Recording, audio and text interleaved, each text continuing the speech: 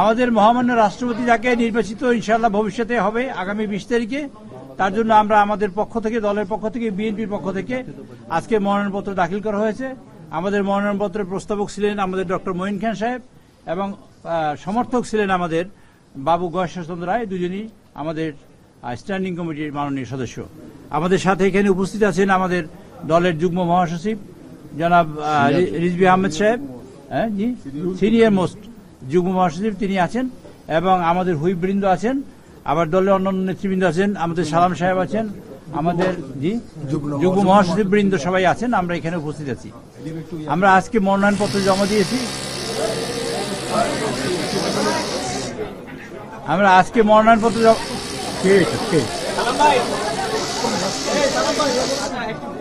একটু বন্ধ রাখতে বলেন কিছুক্ষণ। হ্যাঁ, বন্ধ করতে বলেন।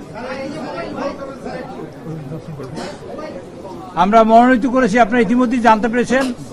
আমাদের দল থেকে দল মনোনয়ন করেছে, বিএনপি এবং আমাদের দলীয় জোট থেকে মনোনীত হয়েছেন আমাদের ভারপ্রাপ্ত আমাদের মহাসচিব সাহেব, তিনি মির্জা ফখরুল ইসলাম আলমগীর, তিনি মনোনীত হয়েছেন এবং তাকে আমরা রাষ্ট্রপতি হিসেবে ইনশাআল্লাহ আগামী 20 তারিখে নির্বাচিত করতে চাই। এবং নির্বাচন হবে আমাদের সংসদ ভবনে, এবং আমাদের মাননীয় প্রধান নির্বাচন কমিশনার সেখানে নির্বাচন দায়িত্ব পালন করবেন, তিনি রিটার্নিং অফিসার হিসেবে দায়িত্ব পালন করবেন, এবং সেখানে আমাদের মাননীয় সদস্যবৃন্দ আমরা সবাই ভোট দেব। 349টা ভোট আছে। 349টা ভোটের মধ্যে আমাদের, আপনারা জানেন, ইতিমধ্যে আপনারা জানতে পেরেছেন, আমাদের 11 দলীয় জোট থেকে আরেকজন সদস্য হয়েছেন কর্নেল অলি আহমদ সাহেব, কাজী জি উনি জোট থেকে মনোনীত হয়েছেন। কাজী এরা তারাও মনোনয়নপত্র জমা দিয়ে গেছেন। আমরা সেদিন ভোট করব। এটা গণতন্ত্রের বিউটি হইল, আমরা কন্টেস্ট করেছি, নির্বাচিত হয়েছি, নির্বাচন করেছি। আমরা 17 বছর আন্দোলন করে গত যে একটা ইম্পার্শিয়াল নির্বাচনের মাধ্যমে আমরা সংসদ গঠন করেছি। সংসদে আজকে দেশের কার্যক্রম চলছে এবং দেশের মানুষের প্রত্যাশা পূরণের জন্য আমাদের মাননীয় প্রধানমন্ত্রী জনাব তারেক রহমান সাহেব পরিশ্রম করছেন, এবং মাননীয় সকল মন্ত্রীবৃন্দ এবং সকল সংসদবৃন্দ তার স্ব এলাকায় কাজ করে চেষ্টা করছেন যাতে আমরা 17 বছরের জঞ্জাল আমরা গত 5 মাসে যতখানি সম্ভব তাতে পরিষ্কার করার চেষ্টা করছি, ভবিষ্যতে আরও করার চেষ্টা করবো ইনশাআল্লাহ। কাজে তারই ধারাবাহিকতায়, তারই ফলশ্রুতিতে ইনশাআল্লাহ আগামী 20 তারিখে আমাদের রাষ্ট্রপতি নির্বাচিত হবে। নির্বাচিত হওয়ার পরে আমরা চেষ্টা করব আমাদের কাঙ্ক্ষিত লক্ষ্যে। আমাদের মাননীয় প্রধানমন্ত্রী দুটো বাক্য বলেছেন, আই হ্যাভ এ ড্রিম, এবং তিনি বলেছেন সবার আগে আই হ্যাভ এ প্ল্যান। উনি প্ল্যান বাস্তবায়ন করবেন এবং সবার আগে বাংলাদেশের স্থান এবং গুরুত্ব সবার আগে দিয়ে আমরা বাংলাদেশকে প্রতিষ্ঠিত করতে চাই। সেই প্রত্যাশায় আমি আপনাদের সকলের সহযোগিতা কামনা করে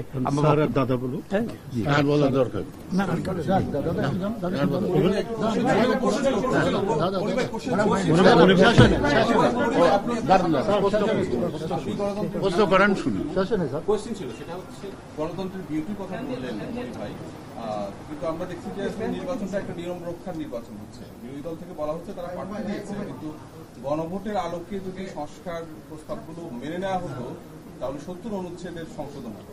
সেক্ষেত্রে নির্বাচনটা আসলেই নির্বাচন হতো, এবং আপনারা, তাদের অভিযোগ হচ্ছে আপনারা পরিবর্তন চান না বলেই আপনারা সেটা করেন। আপনি যে প্রশ্নটা করছেন সেই গণভোটের সাথে রাষ্ট্রপতি নির্বাচনে আপনার যে উত্থাপিত গণভোটের সাথে রাষ্ট্রপতি নির্বাচনের কোনো সম্পর্ক নাই। গণভোট পুরোপুরি মাইনেও করা যাবে, না মাইনেও করা যাবে, কিন্তু আমরা মানব।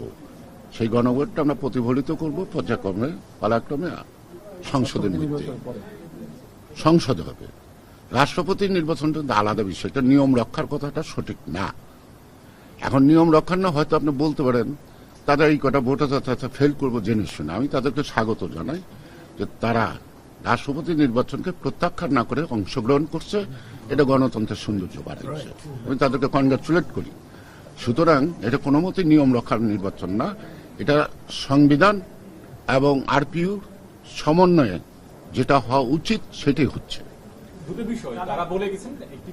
আচ্ছা, বিষয়টা আমি বলি কথা শুনে এই যে বক্তব্যটা, ওইটি বক্তব্য শেষ করে আমরা আর প্রশ্ন নেব না। বলেন,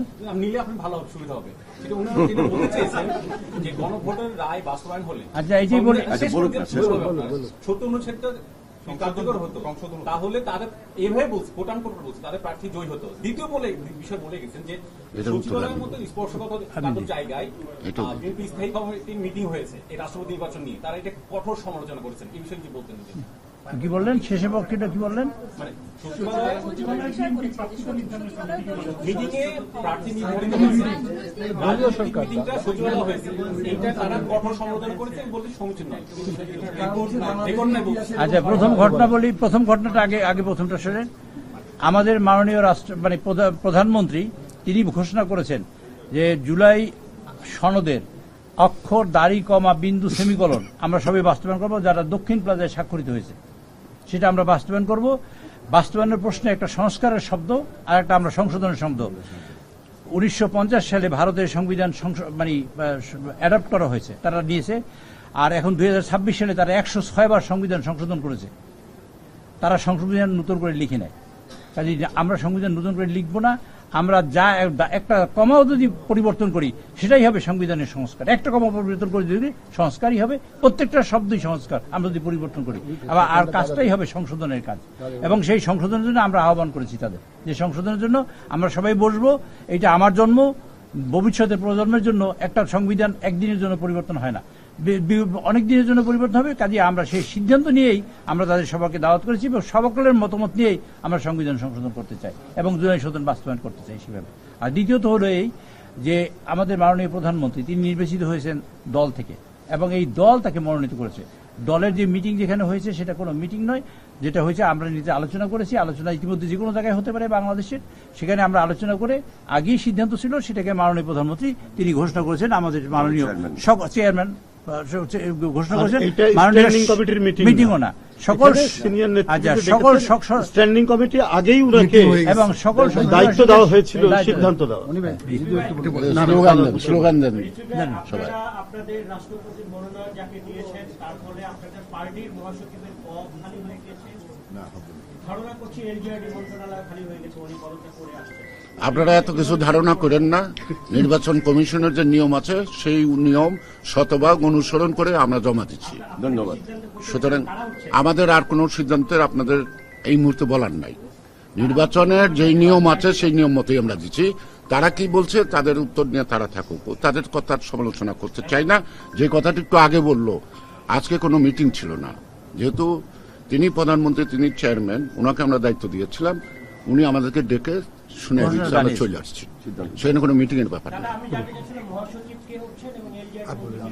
এগুলো এটা অপেক্ষা করেন, পরে শুনবেন।